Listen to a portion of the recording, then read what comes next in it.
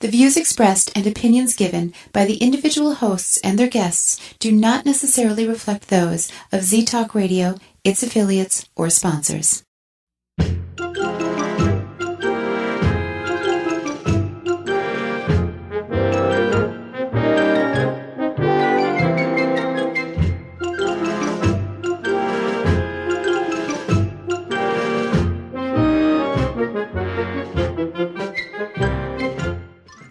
Good evening. You've turned into Warren Exchange Radio. I'm your host, Al Warren.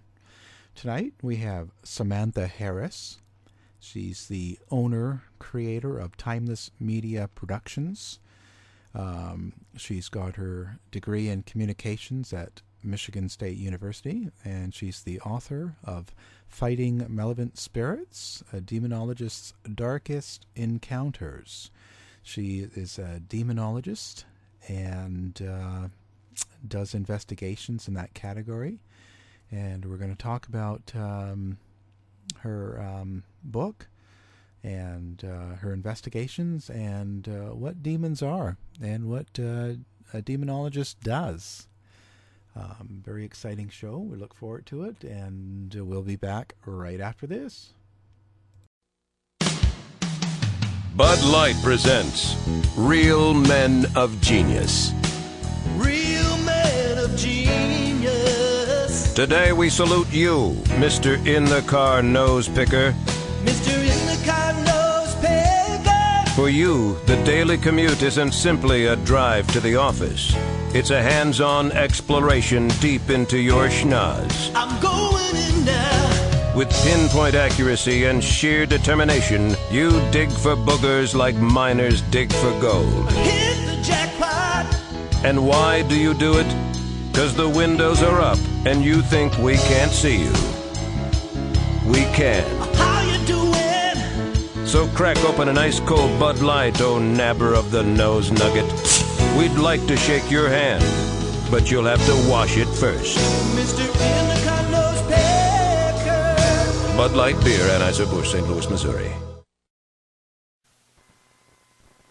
Ranger Station. Yeah, hi. I'd like to report a bear sighting in the forest. 1 second, I'm having a smoke. Next thing I know, I'm face-to-face with Smokey Bear. Wow. And he told me it only takes one spark to start a wildfire. Did you know 9 out of 10 wildfires are caused by humans? I had no idea. That's why Smokey's famous and you're not. If you see someone in danger of starting a wildfire, step in and make a difference. Brought to you by the U.S. Forest Service, your state forester, and the Ad Council. Learn more at SmokeyBear.com. Only you can prevent wildfires.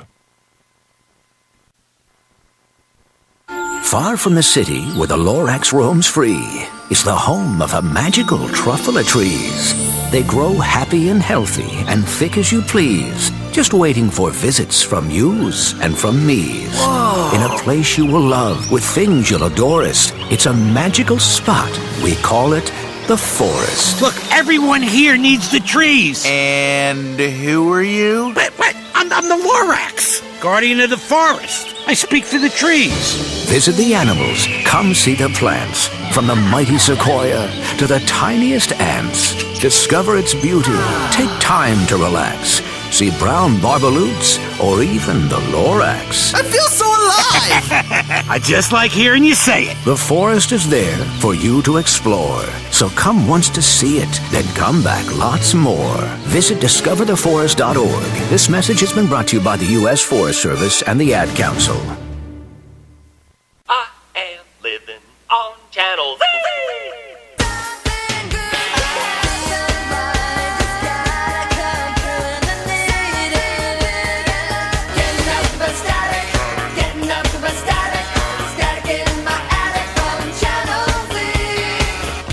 You're listening to Z-Talk Radio Network. I am living on Channel Z.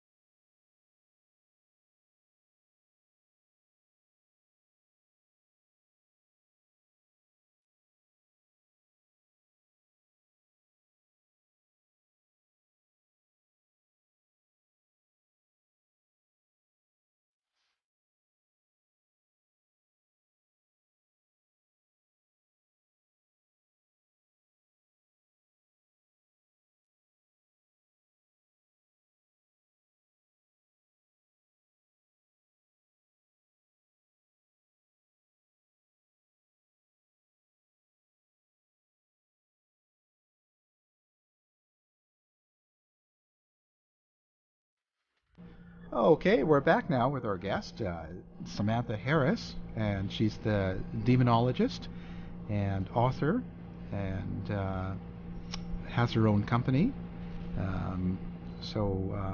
Let's get into this. How are you doing today? I'm doing great, Alan. Thanks for having me on the show. It's such a pleasure. Oh, it's actually an honor to have you. I just love having you here. This is great. It's a subject I sort of wanted to get into before, and never had a guest, really qualified like this. And so now the first thing I want to get into is now a demonologist. So what exactly is that?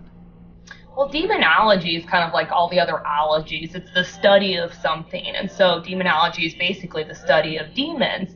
And what's interesting is most oftentimes people will think of, fallen angels or evil entities, but demons back in the day actually referred to angels as well, too. But there's angelology and separate subjects and stuff. But what I specialize and focus on is really the removal of severe hauntings and studying demonic hauntings in severe cases in which people are being, physically harmed, and where the hauntings gotten to such a point where their life's being controlled and they really can't move forward. They're at like the end of their rope. And so oftentimes I'll get requests and referrals to these cases in which, maybe another paranormal group wasn't able to deal with it or didn't feel comfortable with it, or maybe a church member or clergy member sent the case over to me. Or sometimes we do have churches that are unsure, are unable to help with the client. And so we get a lot of forwarded cases over to our group as well. And so, basically I just study demons in severe cases in particular and try to remove those for people and improve their lives. Wow. So how would you describe a demon then? Like, what is it exactly that you're looking for in a demon? I guess that's kind of a weird way of saying it. But no, and it's hard too because, with the paranormal field, a lot of this stuff's all like theory. Can we actually prove this 100%? In terms of scientific evidence, it's a little tricky sometimes, especially with demons. But, a demon to me is a very ancient entity or spirit, basically. But to me, it's an inhuman force. It never had walked the earth as a human. It's never lived as a person like you and I have. And the objectives of these entities, these evil forces, basically, really is to break down people's faith, their happiness, their health, even finances. And it kind of sounds goofy and abstract, but when you look at the entire overall picture of a family, when they have a demonic haunting, it really does affect every aspect of their life. And so what I'm looking for in cases are they severe? Are they violent and negative in nature? Are they sacrilegious? So say if someone is, praying or has a religious item in their home, is it being targeted by the entity? And there's just different characteristics and traits I'll look for to help discern between if it's a human spirit or if it's inhuman or demonic in nature. And so that's really what I look for. And usually I'll counsel with the family or client beforehand and try to pinpoint where the haunting happened. And oftentimes a lot of the cases that I work on include families that are severely dysfunctional. We have issues of alcoholism or substance abuse or domestic violence or chronic illness even.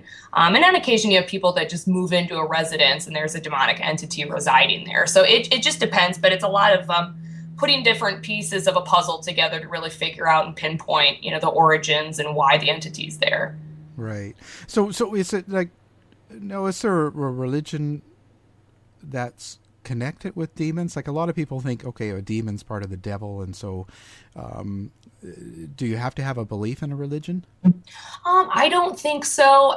I mean, the concept of demons, honestly, is like a global, worldwide thing. They have different names around the world. For example, in the Middle East, people believe in what are known as jinns, or what we refer to as genies.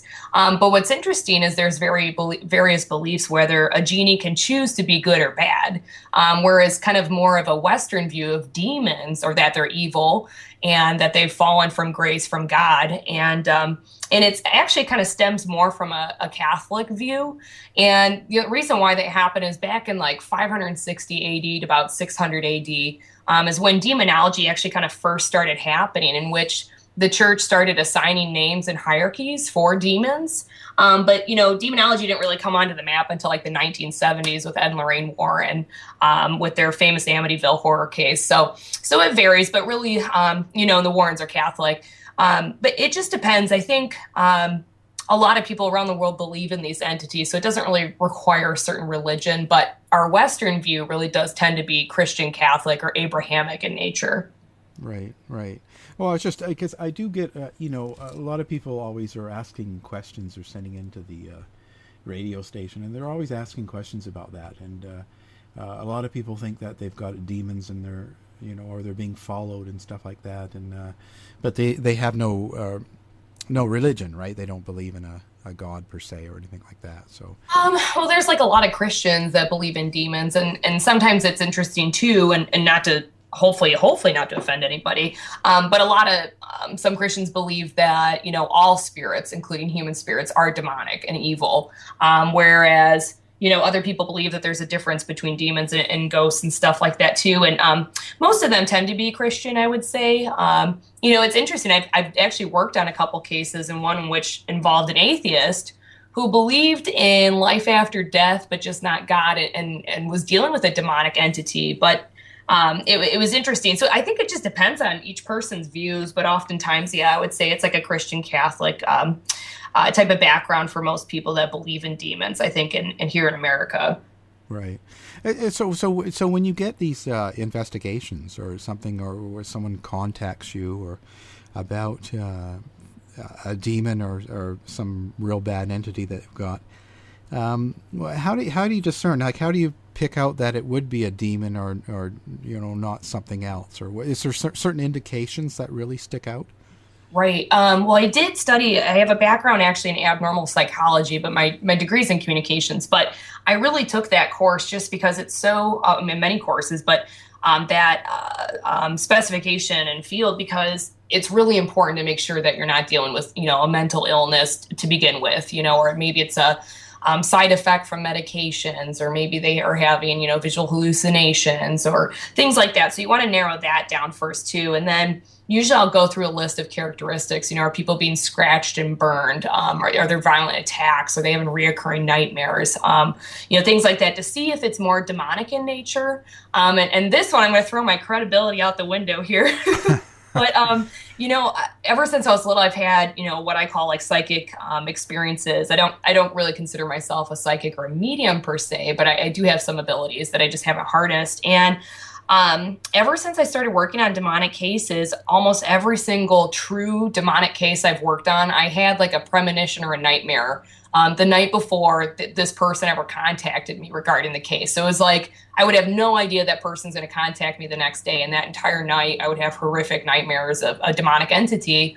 And then I go to my inbox and I'll find a request for help with possibly a demonic case. And it turned out to be, a demonic entity. So to me, it was interesting. And it started to follow a pattern. I'm like, well, maybe that's a good heads up on what I might be dealing with. And also there's as goofy as it sounds, there is a feeling of discernment when you come into the house.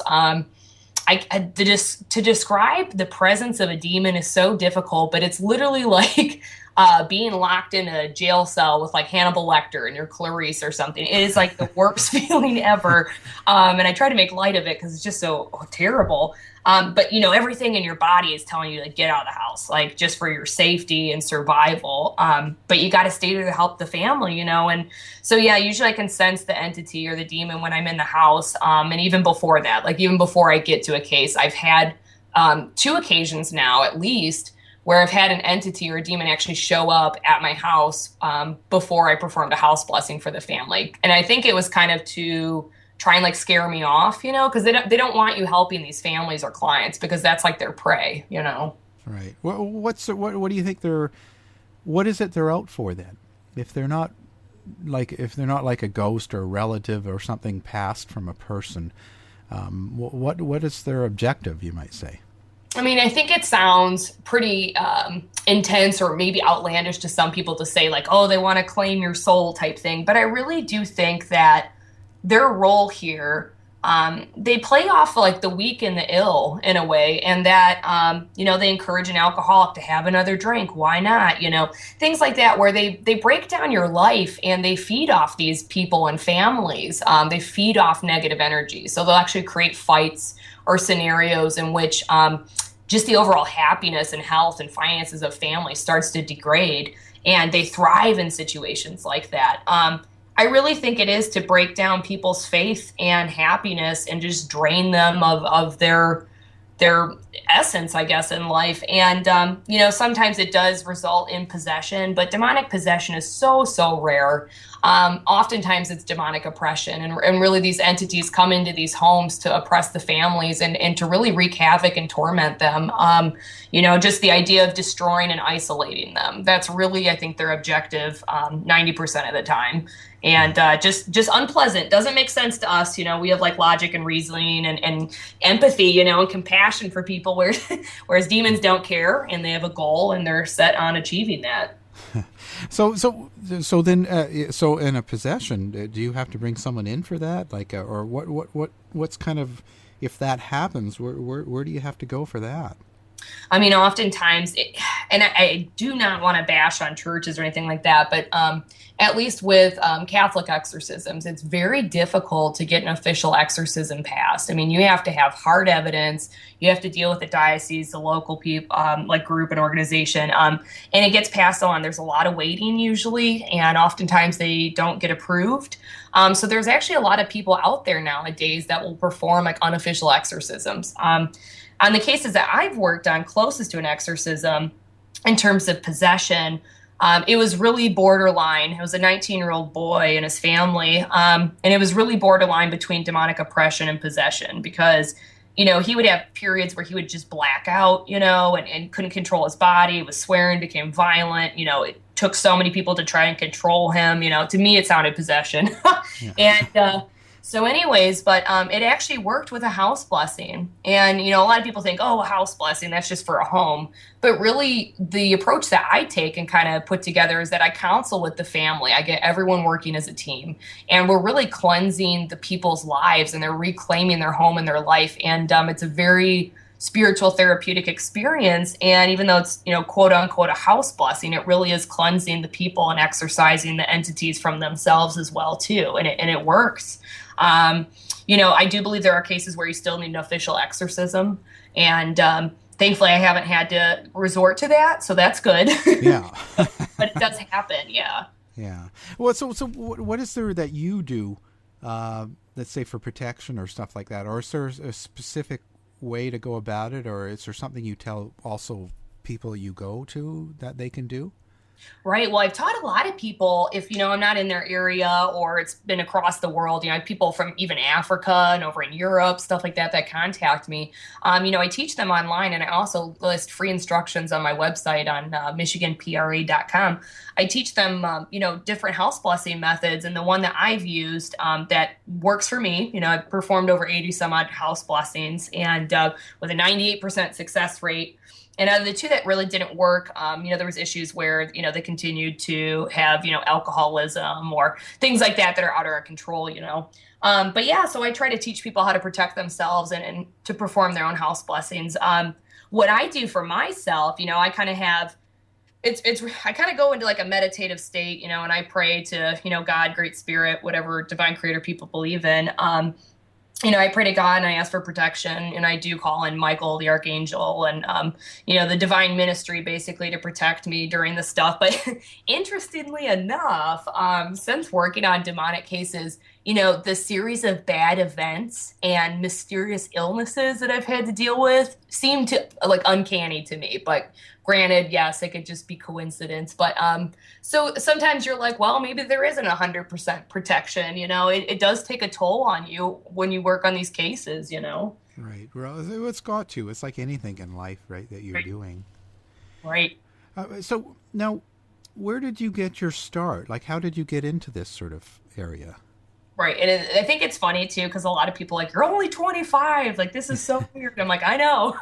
I know. And yeah, it's interesting. I think sometimes, honestly, demonic Well, spiritual warfare. I mean, that's really what it is. Aside from studying it, I mean, I'm actively involved in removing these things, and it's not me doing it. I believe it's our divine creator that works through me to do this stuff. But yeah, when I got my start, I would have to say the first time I worked on a demonic case was when I was 17 years old. But before that, when I was about 11 years old, I captured this image of a female spirit apparition, and like I was just dumbfounded. I was like, "Oh my God." And I took it to this photography specialist who's worked there for 30 years, and he's like, "I think you've got something legitimate. It's not a double exposure, all this other stuff." And to me, it was just so fascinating. And I had already had seen spirits and hearing things and paranormal psychic stuff since I was young, since about like 3 or 4 years old, actually. So by 11 years old, I kind of had an idea something weird was going on outside of our perceived realm of existence. And from there, I just really dove into research and case studies and actually investigating things. And I guess what led me into the severe hauntings was that I would investigate these homes and, verify, like, yes, these people have a spirit in their home. And I just felt terrible saying, like, confirming that and then just leaving. I was like, what can we do to help and push this further? Like, how about we get rid of it, and put people to peace, like both the living and the dead. And so I started working on that. And when you start to deal with more paranormal cases, eventually you tend to run into something evil. And I wanted to be prepared for that. So I studied so many different religions and cultures and really started to put together a method for the most potent methods from all these different religions and cultures to remove these demonic entities. And so I really started focusing in on it after I was about 17 years old and just started working on cases, I guess. But how was that as a teenager? Like, how was it in your life then? Like, I mean, right. How do you date? I try not to bring it up. I'm a very friendly, like warm, loving person, but yeah, it is definitely weird. And, I feel better though, because most people, like, what is it, 73% Americans, believe in the paranormal and stuff. But it is more difficult when you bring up demonology, because that's like a subgroup of the paranormal umbrella. And so for people to believe in that, and it sounds so medieval, it makes us think of like, what they used to do back in like the psych wards and stuff. Prior to that, blaming everything on demonic possession and demons and stuff. And I'm glad we've moved away from that, but there's still stuff that I really do consider demonic hauntings and cases that I cannot explain scientifically. But yeah, I had a great childhood growing up and stuff. And I was actually somewhat pretty normal. And it was just something I kind of did on the side. My friends are freaked out about, so we just don't talk about it. And I respect that. And I don't want them to be scared, and stirring up, negative fears and stuff like that too.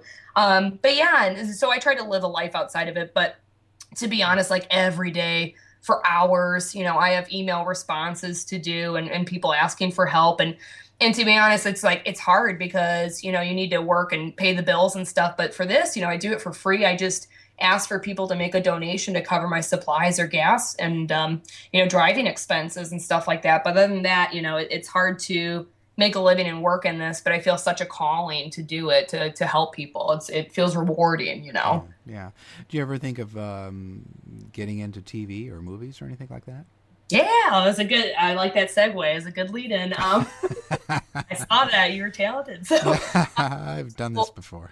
Yeah. Well, interestingly enough, back in like 2009, I got like my first taste of filming because I was actually offered the sequel to Paranormal State for, I think it was the A&E network.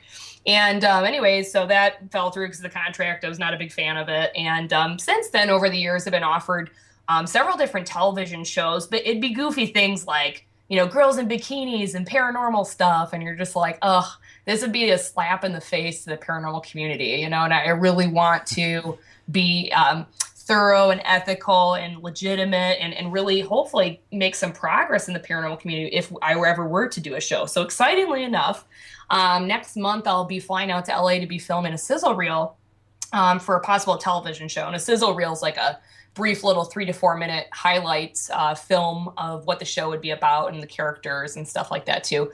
And it's the first show that I'm really excited about possibly doing because it actually includes an aspect of my dream show, which kind of includes like, teaching about spiritual topics and things like that, because I think that would help evolve our society greatly. Right. And so I'm excited about that. So we'll see if any of the networks pick it up. But I think a television show would be great. I mean, there's pros and cons too, because you don't know how the editing is going to turn out and if it makes you look like a Fruit Loop or not.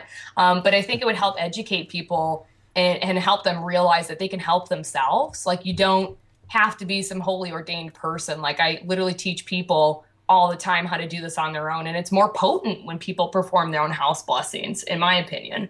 So I'm hoping that it would kind of just raise awareness about how people can deal with this, and they don't have to live with these severe hauntings.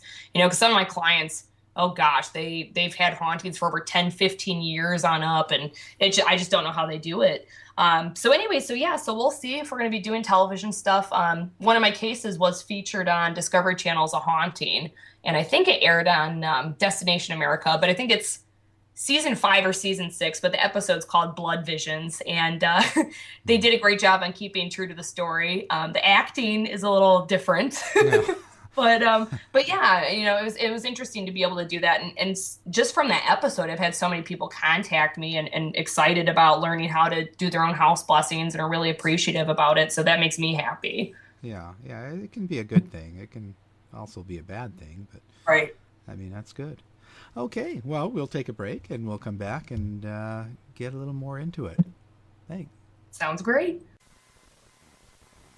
Guten Tag, my name is Ulrich Schmitzsteiner, head engineer at Goodtime Handelsgesellschaft mit beschränkter Haftung, makers of the new ride at Playland they have named the Atmosphere. It is 22 stories tall, it spans 30 meters, it will swing you at 70 kilometers per Stunde. But we Austrians are not all cold numbers and facts. Listen to your friend Ulrich.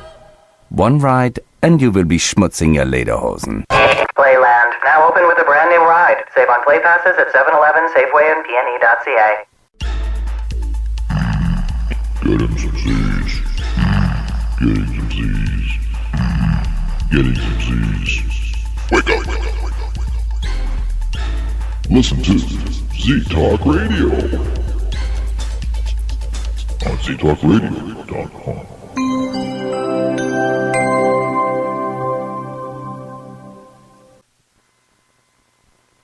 I'm Sarah. I'm Ellen. One night, I was at a bar. One night, I was at a bar. I had one too many drinks. I had one too many drinks. I got behind the wheel. I got a cab. A squirrel ran across the road. A squirrel ran across the road. I swerved. The cab swerved. I hit a guy. The cabbie just missed a guy. I wish I took a cab. Thank goodness I took a cab. You have the choice to save a life. Buzzed driving is drunk driving. Brought to you by the Department of Transportation and the Ad Council. Hi, I'm Georgina Grace. I'm third-generation intuitive and a psychic medium. You're listening to Z Talk Radio Network.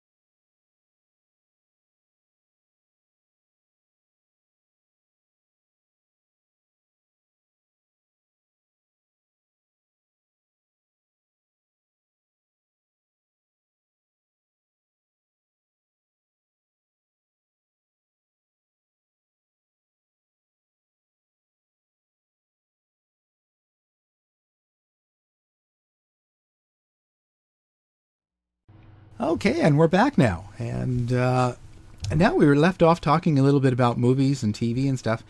Now, I was just wondering what your impression is of how TV and movies and media in general kind of represent demonology and even the whole ghost hunting field. How you think it sort of is portrayed? Is it true to life, or do you think not really, or? I think it depends on each different production or show or whatever. But there's truth to a lot of them, but there's so many different fabrications and embellishments and stuff like that too. And what worries me, first thing, I'm really excited and happy that, the paranormal and demonology even are becoming more socially acceptable and talked about, because I remember when I was younger, we had like X-Files, and then that was it. And then this big boom in paranormal shows.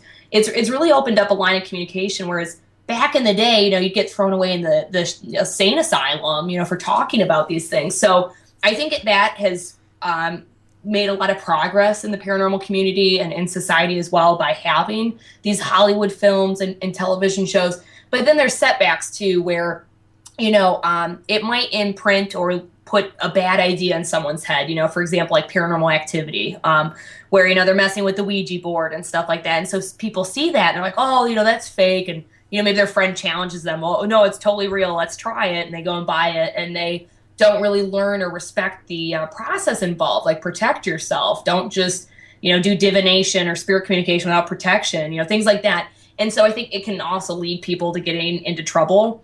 And one of the shows, I remember was on for a really brief moment, and I started some petition, and I had a bunch of other people write them too. I think it was on A&E, but it was like Extreme Paranormal. And if I remember right, the guy like cut himself and was bleeding on the floor trying to summon a demon. And I'm just like, oh my God, like what a terrible idea. Like where is Hollywood going with this? So I got upset about that. But in terms of, demonic hauntings and stuff, like The Exorcist, I feel like that is fairly accurate. Exorcism of Emily Rose.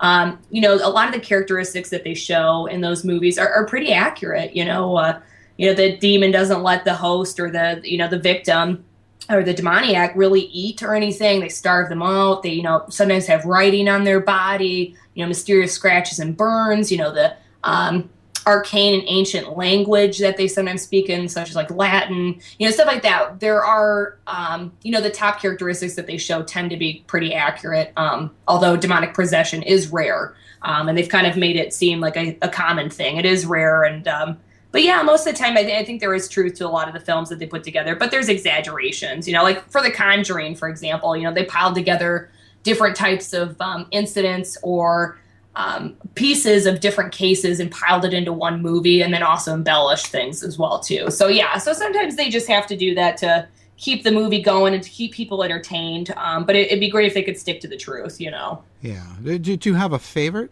One that you think's like all-time favorite of yours, movie? Or?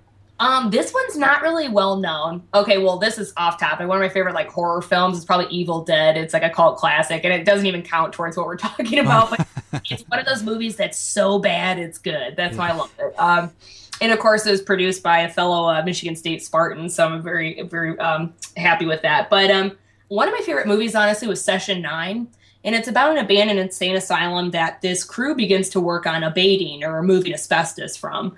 And slowly but surely, this demonic entity that resides in the insane asylum starts working away at these people's sanity, and they don't even realize it.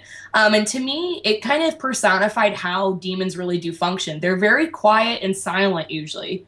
Most people don't even know they're there. And that's how they want it to be, because, if they leave evidence all the time and they're noisy, people are going to reach out and look for help and try to remove that entity. And so demons don't want that. So I think it's interesting to see how demons can play on people very subtly. So that's why I kind of like that movie too. But of course, The Exorcist is a classic. I love that. I was a weirdo and watched it in 5th grade in the basement by myself, like a weirdo. So it scared the crap out of me, but I was just like, oh my God, And so I think that's another reason why I'm okay with working in this line of work. I've kind of like desensitized myself in some ways where, to me, it's just kind of normal, these like terrifying things. And they still scare me, but it's not as bizarre, Yeah.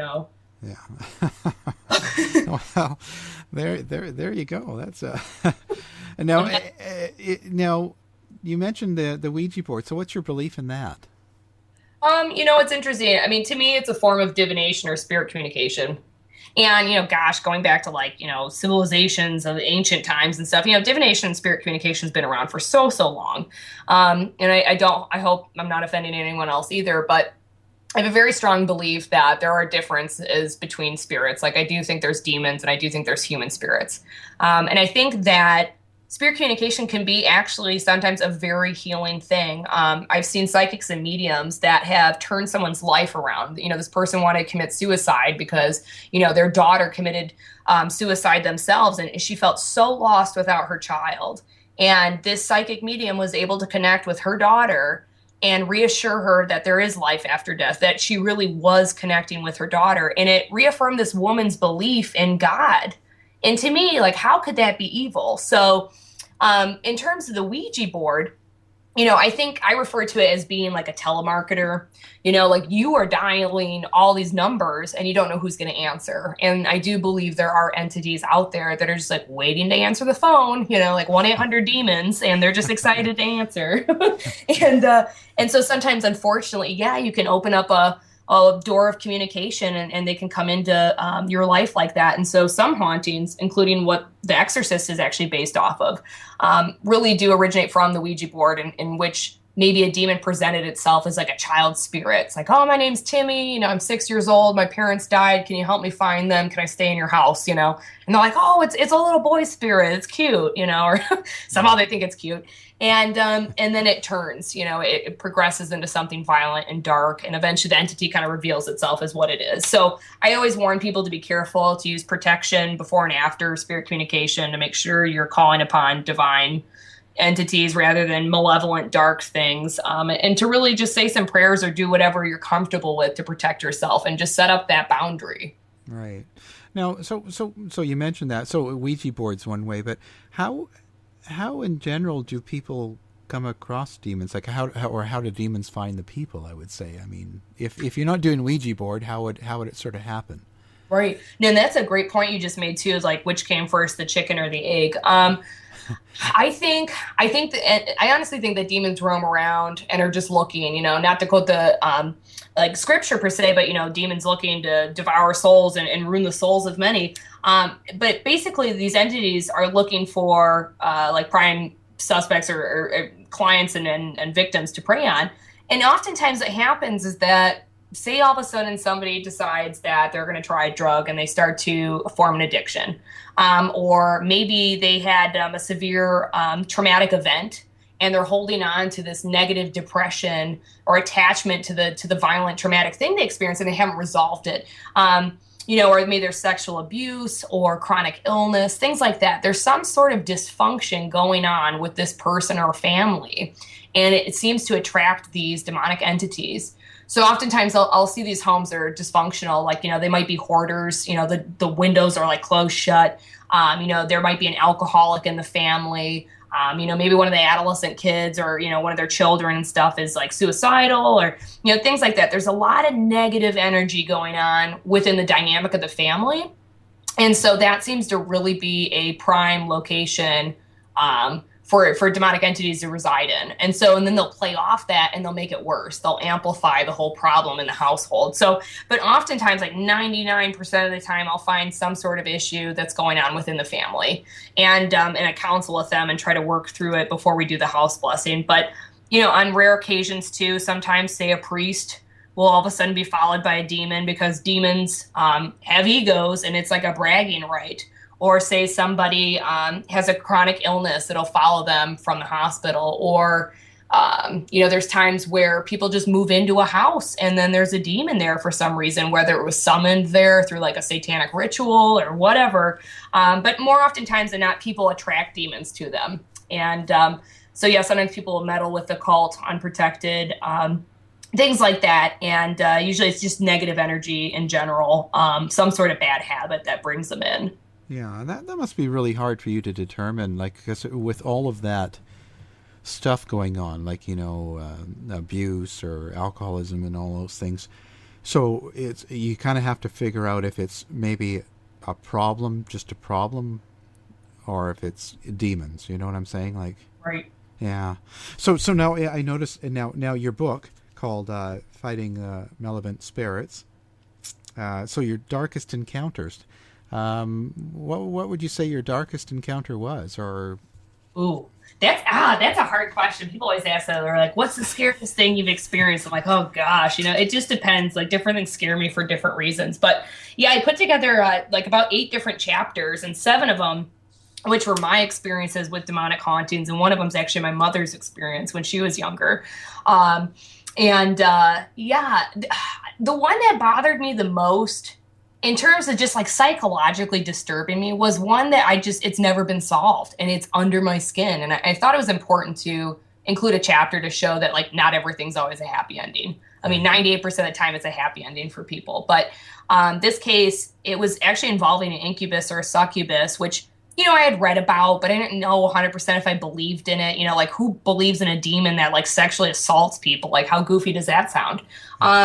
Until I'm sitting there with this family and I am hearing these reports of, violent sexual rapes and stuff. And they thought it was an amorous ghost and they thought it was a joke. And so they would kind of play games with this spirit.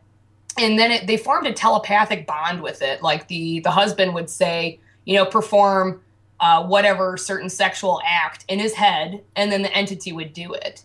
And then it began molesting and assaulting the children in the family. And that just disturbed me so much. So I was like livid when it took one of the exorcists like 9+ weeks to deal with this case. And I was just like, oh my God, there's like a 14-year-old girl that's being assaulted, stuff like that really bothered me. And so we brought an exorcist. I contacted Lorraine Warren about that case as well too, and performed house blessings and stuff like that. And the case never got resolved, even after exorcisms and stuff like that. And it really bothered me because, I like to think everything can, be conquered. And but this family had formed such a bond with this entity by involving willingly sexually with this entity that like it was almost impossible to get rid of. And I also don't think the family's being 100% honest with their involvement with it. And another big reason why I think it didn't get resolved as well is because we didn't have all the children present for the house blessing. Like various people were missing from the household during the blessing. And so now I require everyone to be present the entire time there and to work through it together.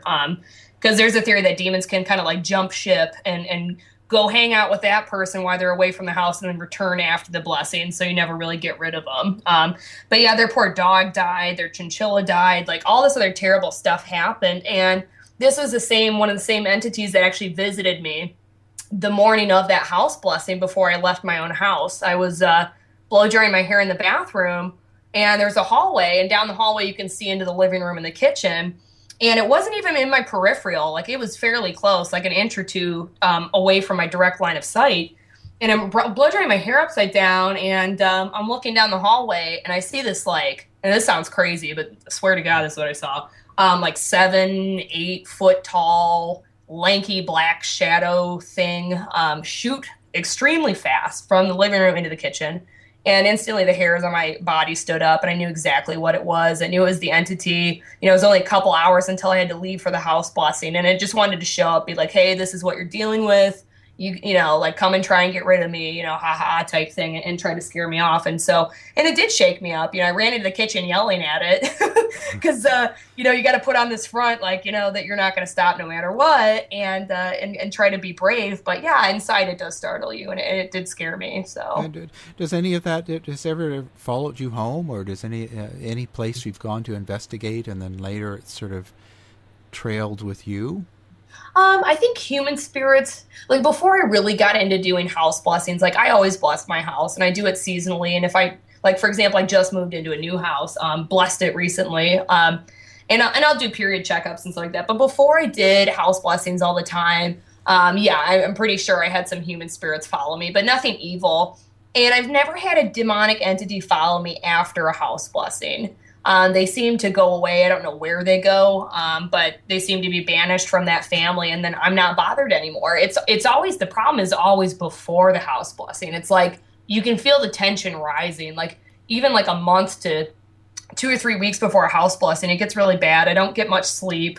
I'll get disturbed and stuff like that, and I'll have these entities try to show up, and it's very brief. It's like they can't stay in the house for very long. And I like to think that's because it's been blessed. So, but they still seem to pop in once in a blue moon. That's happened twice. And it's very upsetting because you want to think it's like your safe haven, you know, you're like, oh, it's my safe little cave, you know, my safe house. But then you have these intruders. And so it's upsetting. Yeah. Yeah.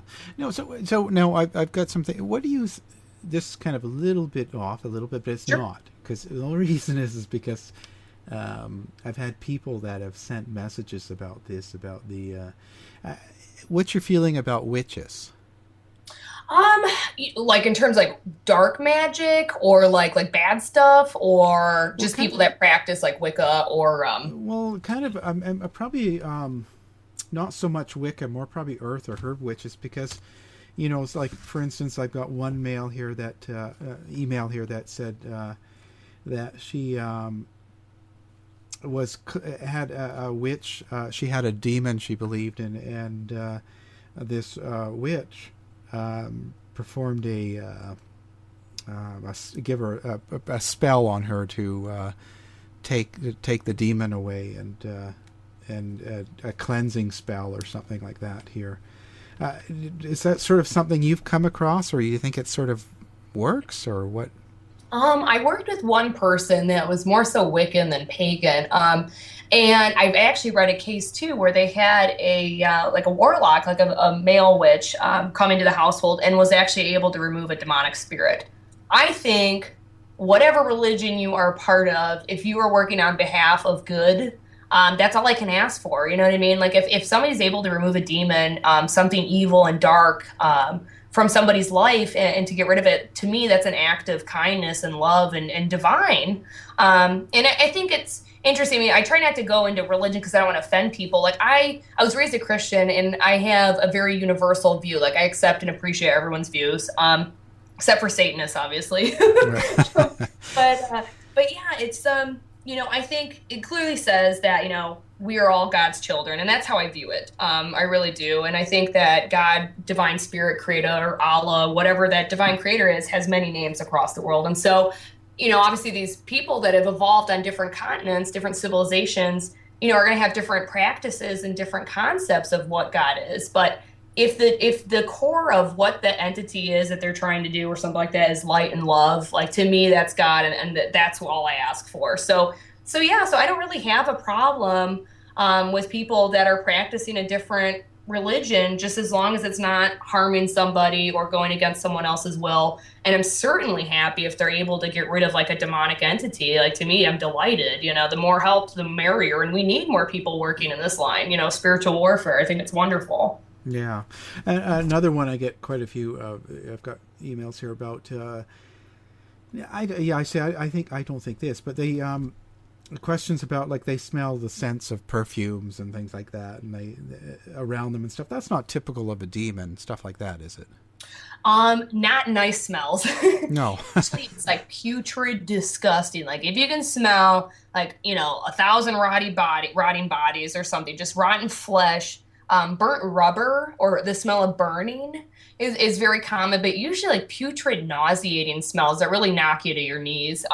That happens often with demonic cases. And, you know, obviously there's no explanation. It's not something in the fridge that went bad, you know, or it's in a really random location, you know, like the bedroom, you know, things like that. When you can't explain it and you experience putrid smells like that, those are pretty common for demonic hauntings. Yeah. Yeah. And so as a demonologist on your side and being in investigations, what's your sort of take on mediums? Like psychic medium. Honestly, I mean, you'll get people that debate this, and I hate to go back into religion and stuff like that, but if people are Christian and they've read the Bible, it says very clearly in Corinthians, the gifts of spirit and the gifts of discerning, meaning there's two different types of spirit too, you know, demons and human spirits.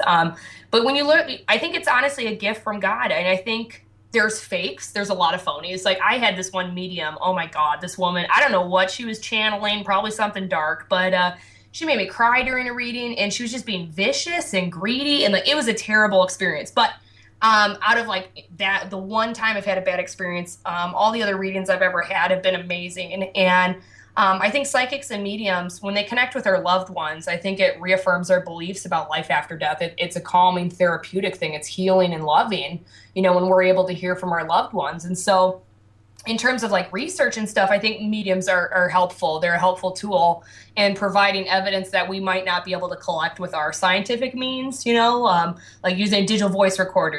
We might capture a spirit voice, but when you have a medium, they can connect directly with spirits and angels and stuff like that. So, but no, I don't have a problem with them as long as they are, working on behalf of God and sharing their gift to help other people. And they're not charging $1,000 for a reading or $1,000 to get rid of a demon from your house. Like some of them do. Then I'm happy. It just depends. But there are fakes. There's frauds out there. Like Miss Cleo. So they do exist. But I do believe there's a lot of gifted people here that we shouldn't demonize. A lot of people think it's like evil somehow. But if they're able to speak on behalf of God or the angels to help give you life guidance or connect you with your loved ones, I don't think it's a bad thing at all. Do you ever find yourself going to one? Yeah, I've gone several times. One was we were putting together a show, and I really did want to find the best. I didn't want some scam artist, And throughout my life, there's been times where I really wish that God spoke to us, like on a billboard, being like, Sam, go do this. And like, thank you. That's all I need. Like, it's something blatantly obvious. Smack me up inside the head with it, and then I'll know what to do. But, God's mysterious. God doesn't always speak to us directly like that. And so I think I found myself getting a couple readings, trying to make a right decision. Like, should I honestly get this book published? Am I meant to really publish this book about demonology and stuff like that? Would it even work? Things like that, where I was at a crossroads in my life about a certain decision, and the mediums helped me connect with, angels and divine spirits to be able to decide what to do. And I've never had any bad advice. They've never led me astray. And it's always, trying to do God's work that they've led me towards. And so I've been very happy with the readings I've received. Good. Okay. Well, we're going to take another short break. We'll be back after this. Bud Light presents Real Men of Genius. Real men of genius. Today we salute you, Mr. In-the-Car Nose Picker. Mr. In-the-Car Nose Picker. For you, the daily commute isn't simply a drive to the office. It's a hands-on exploration deep into your schnoz. I'm going in now. With pinpoint accuracy and sheer determination, you dig for boogers like miners dig for gold. Hit the jackpot. And why do you do it? 'Cause the windows are up and you think we can't see you. We can. How you doing? So crack open an ice cold Bud Light, oh nabber of the nose nugget. We'd like to shake your hand, but you'll have to wash it first. Mr. In-the-Car Nose Picker. Bud Light Beer, Anheuser-Busch, St. Louis, Missouri. Bud Light presents Real Men of Genius. Real men of genius. Today we salute you, Mr. In-the-Car Nose Picker. Mr. In-the-Car Nose Picker. For you, the daily commute isn't simply a drive to the office.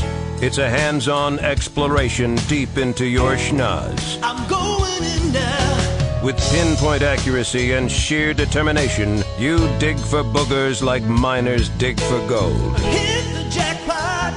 And why do you do it? 'Cause the windows are up and you think we can't see you. We can. How you doing? So crack open an ice cold Bud Light, oh nabber of the nose nugget. We'd like to shake your hand, but you'll have to wash it first. Mr. In-the-Car Nose Picker. Bud Light Beer, Anheuser-Busch, St. Louis, Missouri.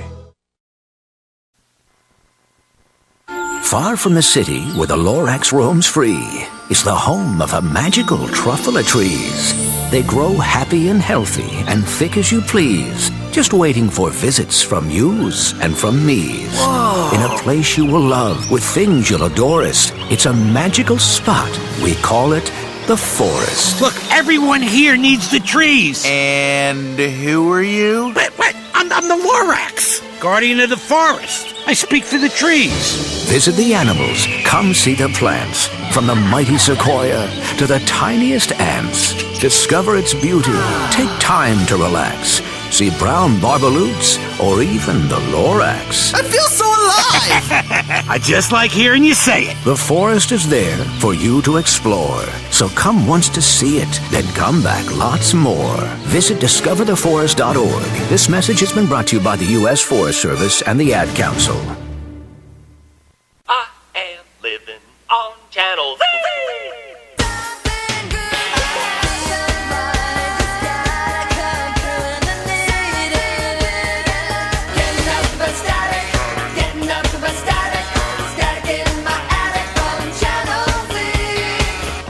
You're listening to Z Talk Radio Network. I am living on Channel Z.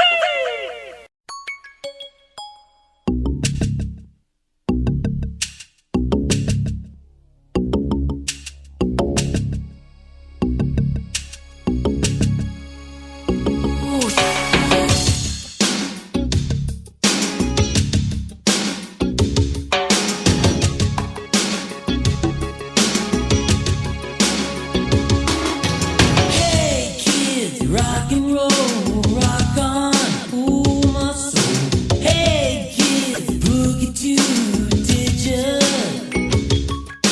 Hey shout, summertime blues, jump up and down in my blue suede shoes. Hey kids, rock and roll, rock on. And where do we go from here? Which is the way that's clear? Still looking for that blue jean, baby queen, prettiest girl I've ever seen. See her shake on the movie screen, Jimmy Dean.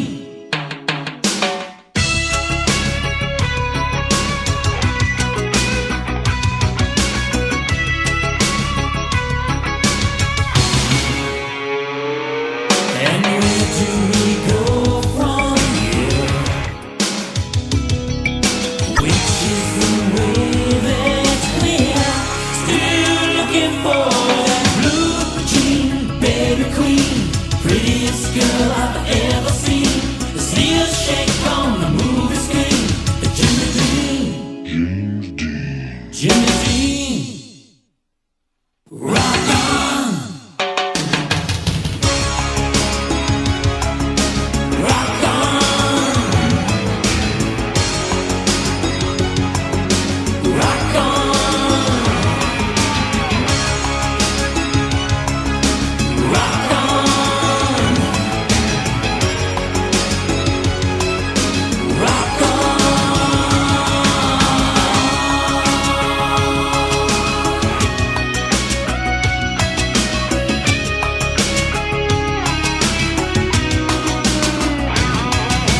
Hey kids, rock and roll.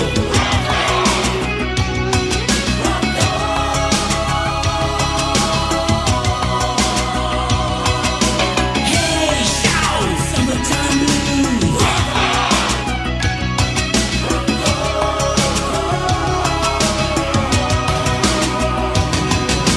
Hey kids, boogie too.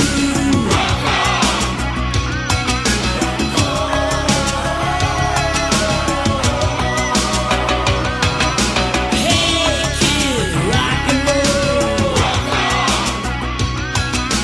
Rock on.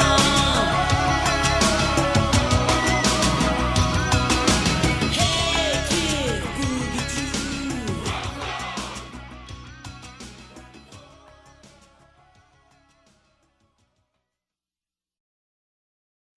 Okay, we're back now. And when we left, we were sort of getting into some of the different other ways of other people investigating, like witches and things like that, and how they do it. What's your step-by-step process, sort of, when you get an investigation coming up? So typically people will contact me through the website or directly through an email, and oftentimes, I usually don't get phone calls because I do like to keep my number private. And like I mentioned before to some people, otherwise you get calls at like all hours of the morning, and you want to try to live somewhat of a normal life. So they'll contact me for a request and, briefly describe in their message what kind of experiences they're having. Other times people are convinced that they have a demon already. And so you still have to be skeptical, like maybe it's not a demon. And a lot of people are scared and just assume it's demonic. But so you still have to go through the process to make sure it is in fact, or if it's not. And so after that, I'll respond to their email. And usually we'll have like a phone conference or, anywhere from 30 minutes to several hours on the phone, kind of going through a history and pinpointing, where it originated from, this haunting, and the characteristics is a big part of the discussion, trying to see if it is demonic or if it's just a human spirit. And then from that point, we'll usually set up a schedule or a time for myself, and if I have my partner, and usually I'll bring a partner and assistant on demonic cases with me, just because, number one, it's nice to have a backup and moral support and things like that too, but also safety reasons. So then after that point, we'll actually go to the house and meet with the family or the client and sit and counsel with them, and that's the biggest part. And it's not like some boring shrink appointment like a lot of people would think. You got the shrink couch that they're sitting on or something, and I'm analyzing their thoughts. It's more so talking about, what pain or negative habits going on in the family, like what can we work on to heal and resolve to get rid of this attachment. Because when somebody is an alcoholic or has these negative habits, it gives an attachment or a reason to be attached to that person for the demon. And so once we heal and work through that and bring it out into the open, say the person's alcoholism, and we come up with a solution or a plan, like, hey, let's just start by cutting back on it, or, don't be drinking at home type thing, stuff like that. When we actually work on how to heal the family and acknowledging maybe the pain that's been caused by the alcoholic in the family, and really get the family working together as a team, that is a huge part, in my opinion, of why the entity actually is able to be cast out in the end. And so from that point, then I use like a Christian, Catholic, Native American, and sometimes South American method, where everyone burns white sage. So I do that, very, very thorough about it. And I also use sea salt or just regular salt, olive oil. Sometimes I use a thing called Palo Santo, which is like holy wood, and that's more South American method, and holy water. And the biggest thing that I like to end the house blessing with is a thing called the warfare prayer.